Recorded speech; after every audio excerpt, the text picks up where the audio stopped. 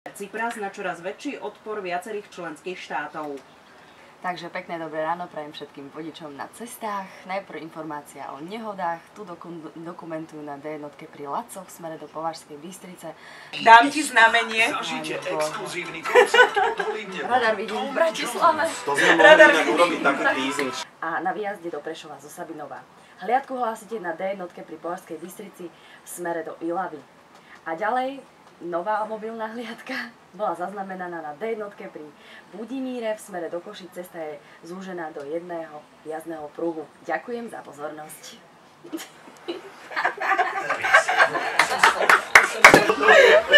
A sú to až podhardí. Ináč nie podhradí, ale podhardí. Čo ti zle napísali? Nie, ja som si to zle prečítala.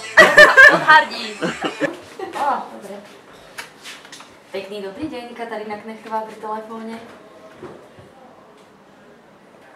Ďakujem veľmi pekne. Ďakujeme pekne. Majte sa.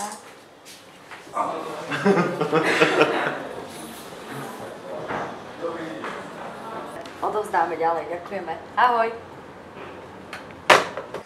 Dnes ráno vodičov informuje Katka Knechtová.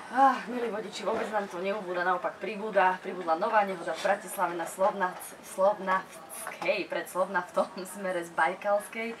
A naozaj sa môže stať čokoľvek toto leto, pretože je najuletenejšie tu u nás vo vašom letnom rádiu Express. Dnes ráno medzi 8 a 9 dopravný servis prinášala a vodičov informovala Katka Knechtová.